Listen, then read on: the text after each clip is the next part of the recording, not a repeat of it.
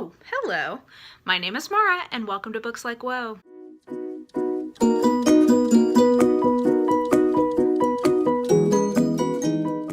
So, wrapping up the month of January, guys, it's been a ride. So I think I had like a 40% subscriber increase this month. Now, I think right now I'm at around 420, so it's not like that's huge in the scope of things, but to me that's huge, and I'm so thankful for everyone who's joined in and who's been here from the beginning. I think I mentioned this in my demonetization rant, which I think is a lot of people found me, but for me, the more people who subscribe, the more fun this hobby becomes. So thanks so much for doing that, and yeah, that's been really cool. So you guys have been hearing me talking about, oh, I'm moving. Well, the part I didn't want to include and can now, because it's public, is that I want to move out of state. So I am moving back to Tennessee. I'm very excited, moving to Nashville, which is something I've really wanted to do for a while, but just with like family health stuff and then professionally, that really just is the right decision. So yeah, I've got 2 weeks until my last day at work. Then I will be living in another place in 3 weeks from tomorrow, from when I'm filming this, and I don't know where that is. I have not yet picked out that place. So yeah, this is gonna be a lot of fun trying to make that happen. So anyway, it's been a chaotic month. Oh, and I passed my certification. Thanks to everyone who was giving me kind words about that. God, I'm so glad to be done with that. I have it now forever, and I don't have to think about it anymore, and oh, thank God. So January was like a real, I think I talked about this at the end of the year, that like the last 18 months have not been good ones. Like it's been a rough time in my life. And I just really feel like I'm coming back to myself. Like I'm feeling like myself again, which I think is just so fun. And it's just like, oh yeah, like this is what it feels like to not just be like kind of mired in the muck all the time. So anyway, I'm so excited about getting a new start in Nashville. I have so many friends there. I love Nashville. I love Tennessee. I'm a geek, you know, I rep hard for my home state, and I'm excited to be going back. And yeah, I feel like there's a lot of forward momentum, and fortuitously, somehow in January, as like a break from studying and stuff, I managed to pre-film. So I have nearly the entirety of February pre-film, which is so good because I'm gonna be so busy moving and starting this new job. So everything's just like coming up roses, coming together. And anyway, so I also managed to do a lot of reading, like because I was not allowing myself to really watch much, I was either reading or filming as my like fun time. So I ended up reading, I think, 19 books, which is a lot, including 2 Poirot rereads. All those R's and W noises are a little tricky in there. But anyway, so we'll start with some stats. I've got some stats that you will be seeing now. And okay, so yeah, like I said, I read 19 books. Of those, the first half of the month, I was only reading for my physical TBR. And this month I actually did accomplish my goal, which is to only read either physical TBR books or something I got from the library. However, like every book I have ever requested from the library, apparently I got in like towards the end of the month. So so I actually ended up reading more from the library than I did from my physical TBR, but I was still really happy with how many physical TBR books I either read or unhauled. I really feel like going into this move, I've trimmed out a lot of the kind of fat from my collection, which is great. I did listen to a lot of audio. That was a lot of what I was getting from the library, was audiobooks. And I just really, like, I've forgotten how much I love that. And again, that was another thing in my bookish goals that I wanted to do, was really focus on audio. So that's been good. I had my pretty typical mix of genres here. So I had some nonfiction, some mystery, short stories, genre blends, and romance. So that's a very typical genre month for me.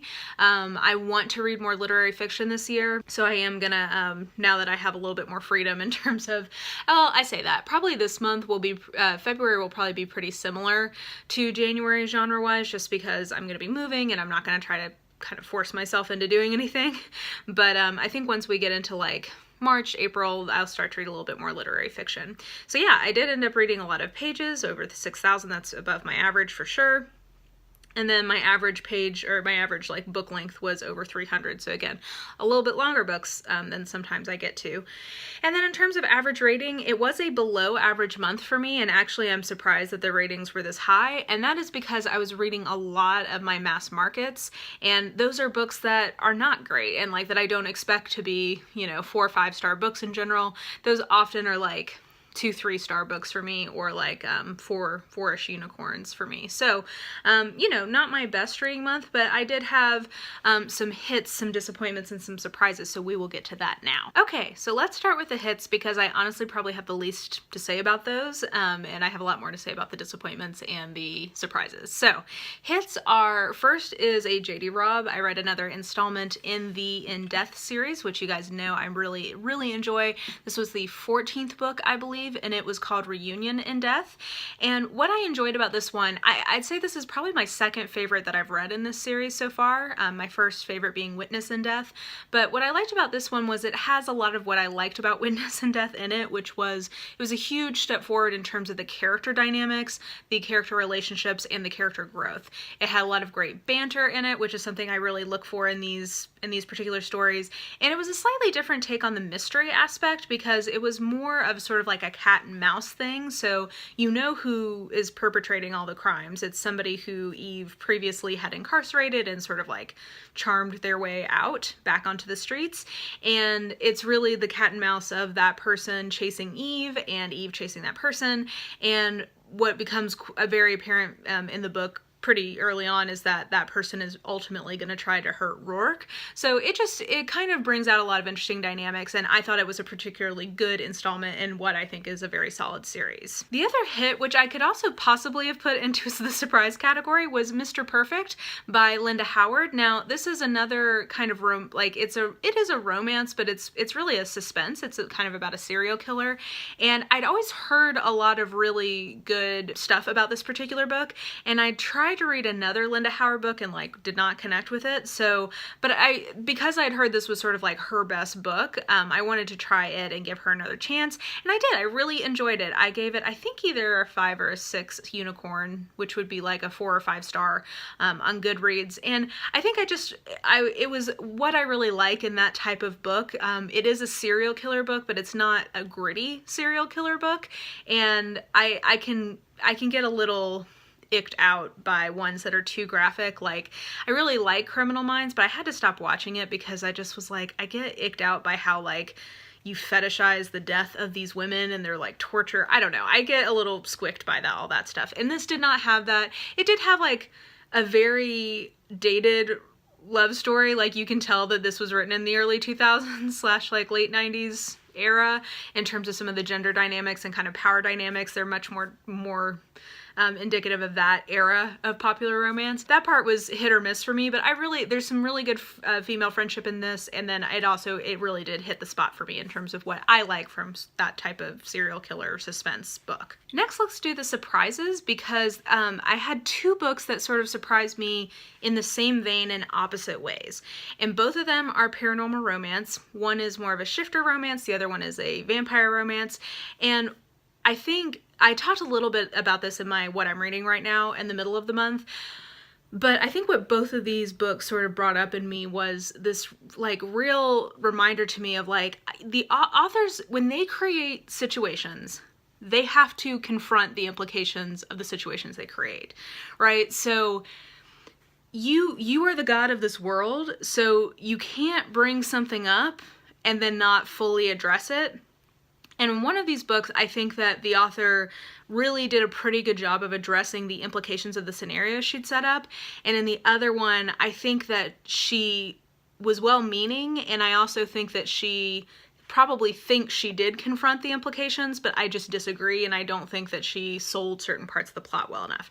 So let's start with the thing that I didn't think was as good, and that is Wanted, Wild Thing by Jessica Sims. This title, God, that's terrible. Anyway, you guys know I really like this author. You'll be hearing a lot more about this author this month because I'm doing a lot of recommendation videos, and in general, like, this is an author I really recommend. And I ended up giving this book 3 out of 5 stars on Goodreads, and if it was any other author, I probably would have given it a 1 or a 2 star.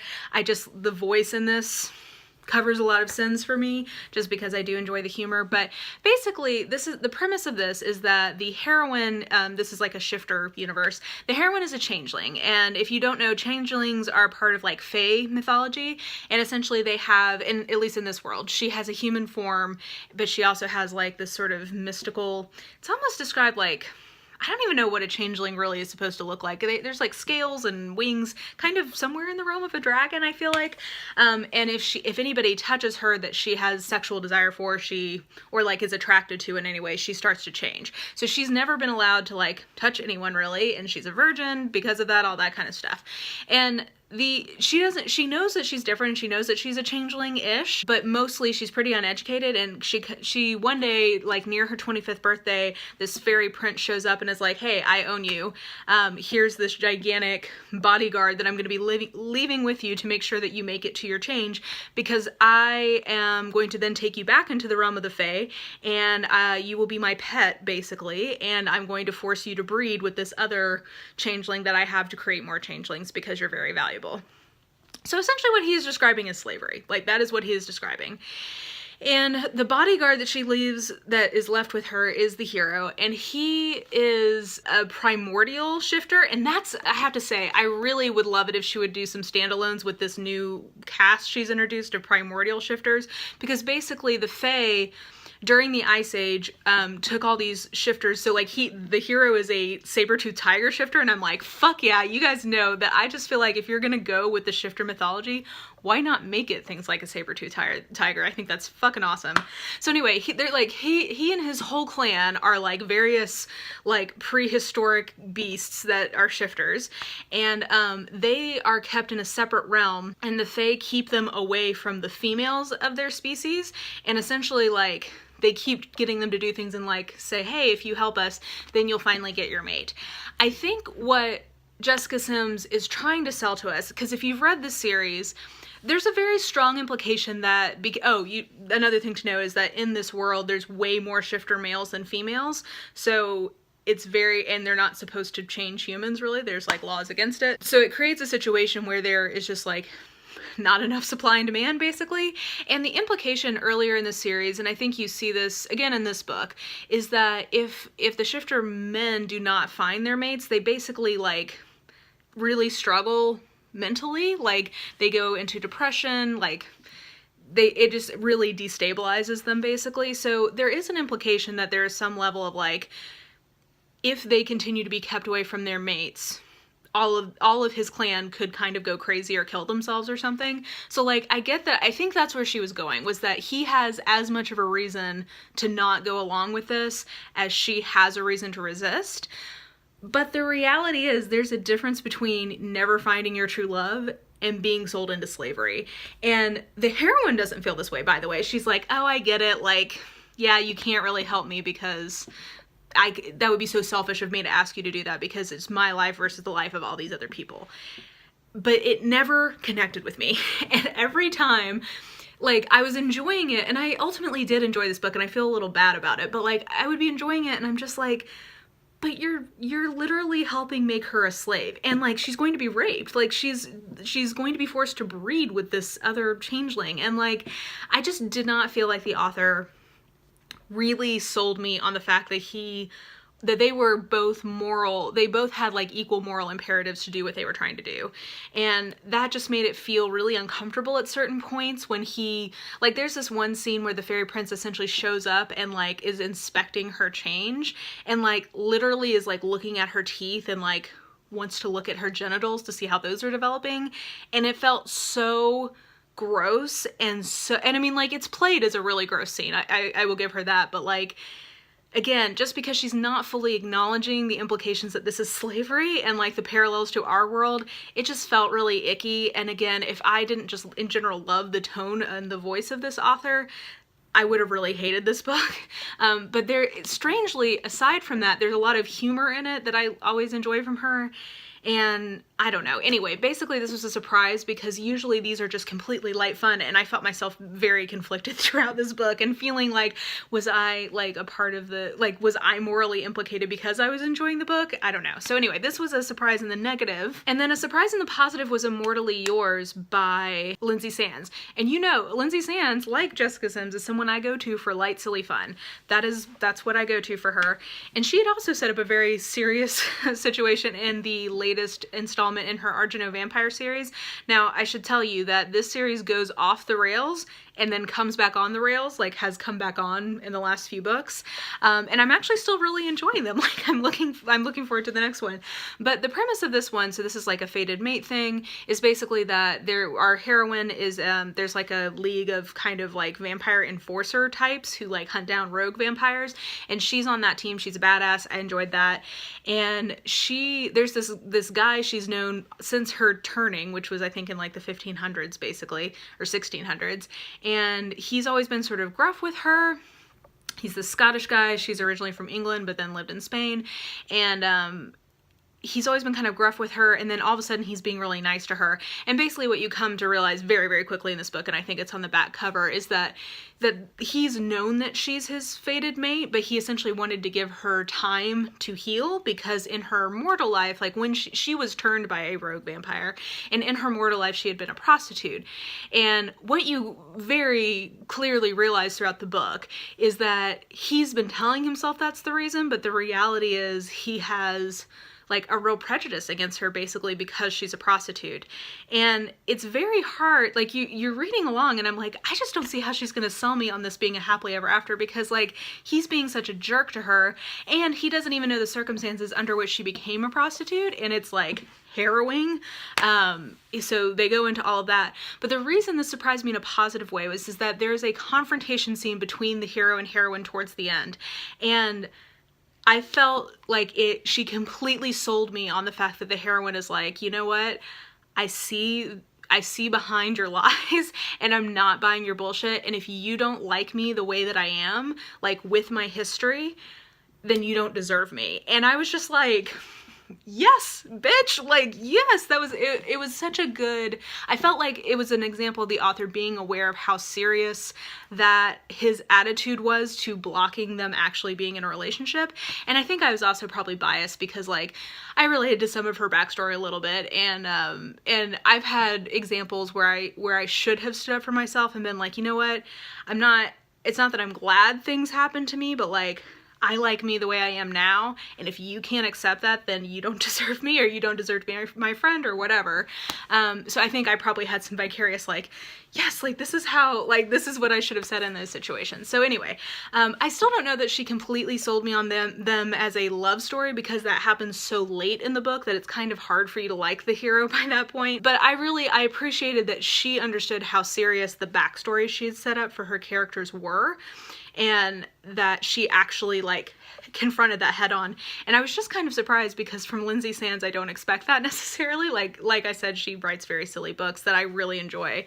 But for me personally, I think it just sort of surprised me of like, oh, like you actually, you bought this back for me. Good job, Lynsay Sands. Whew, I talked a lot about those surprises, so I'll keep the disappointments a little briefer. These are disappointments because it just did not meet my expectations, and therefore I was very disappointed. So the first one I talked about in my what I'm reading right now video in the middle of the month, which is Orient by Christopher Bollen.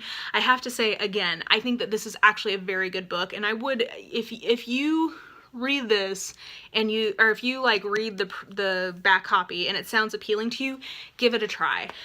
This, I didn't so much read the back copy of this when I picked this up. It had been recommended to me in the context of being a small town mystery, and I guess it is that, but that's not the overwhelming part of the book. So my expectations were not met because I was expecting much more of like, almost like a thriller, and I just don't think that's what this is. So this was a disappointment to me because I really was in the mood for a thriller, and that's not what this delivered. The other disappointments, plural, and I feel like there's gonna be people not happy with me about this, but I have to speak my truth, is both Daring Greatly by Brene Brown and Braving the Wilderness by Brene Brown. So here's the thing. It's not that either of these are bad books. I think I gave both of these 3 stars. I was expecting these to be like life-changing books, like that I had found a new favorite author, that it was gonna like really like change my perspective on some things, and it just didn't. Like, there were some really good nuggets in both of them, and a couple of things that like really stuck with me that I did write down, like a couple of like, oh, that's a good thought. So like, I'm not saying that these are bad. I'm just disappointed because I was expecting this to be like a life-changing new favorite author type thing. I do really appreciate what Brene Brown has done, which is I think given a vocabulary in a more public way to talk about vulnerability and to talk about like confronting vulnerability. So I really appreciate her work, and I'm glad she's doing it, and I'm really glad if these books have connected more with other people.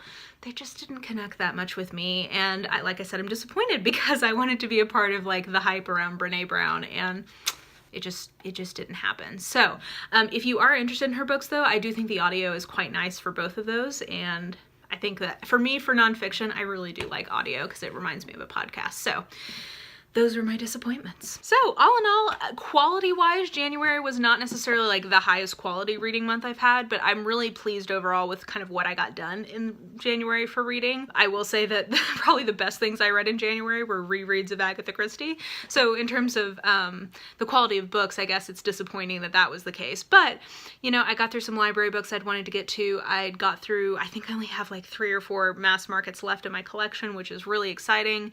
And yeah, I'm ready for my big move. It's gonna be crazy. So send me good vibes, send me love, send me fun gifts on Twitter or whatever. I always enjoy those.